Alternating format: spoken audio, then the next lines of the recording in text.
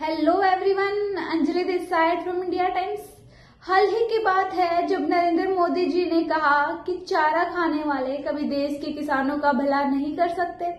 साथ ही साथ किसान सम्मान निधि की 19वीं किस्त जारी की और विपक्ष पर निशाना साधा। आइए जानते हैं थोड़ा विस्तार में। ये बात है भागलपुर की, जब प्रधानमंत्री नरेंद्र मोदी ने कहा कि चारा खाने वाले कभी देश के किसानों का भला नहीं कर सकते। ये मोदी है, ये नीतीश है जो किसानों का हक किसी को नहीं खाने देंगे। जब ये कांग्रेस वाले जंगल राज वाले सरकार में थे तो इन लोगों ने खेती का कुल जितना बजट रखा उससे कई गुना ज्यादा पैसे तो हम सीधा आम किसानों के बैंक खाते में भेज चुके हैं। उन्होंने महाकुंभ की भव्यता का उल्लेख करते हुए भी विपक्ष पर तीखा प्रहार किया।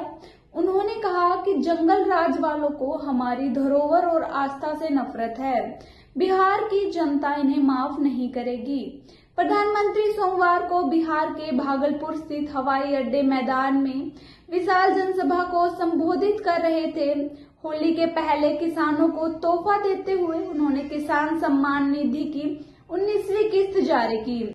इसके तहत देश के 9.8 करोड़ किसानों के खाते में 22,000 करोड़ रुपए ऑनलाइन ट्रांसफर हुए।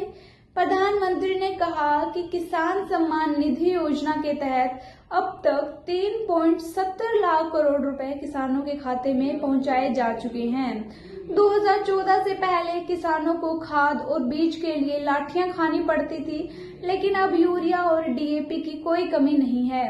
मेरा सपना है कि दुनिया की हर रसोई में भारत का उत्पाद हो। उन्होंने बताया कि सरकार ने 10,000 किसान उत्पादन संगठन बनाने का लक्ष्य पूरा कर लिया है। देश में 30 लाख किसान इन एफपीओ से जुड़ चुके हैं, जिसमें 40% महिलाएं हैं। मोदी ने कहा कि भारत में दुनिया के नंबर 1 दूध उत्पादन के रूप में अपनी भूमिका को और सशक्त कर लिया है। साथ ही साथ पीएम मोदी ने मखाना को सुपर फूड कहा और कहा कि मैं वर्ष के 365 दिन में से 300 दिन इसे खाता हूँ। इस सुपर फूड को दुनिया के बाजारों तक पहुँचाना है, इसलिए इस वर्ष के बजट में मखाना किसानों के लिए मखाना बोर्ड बनाने की योजना रखी गई।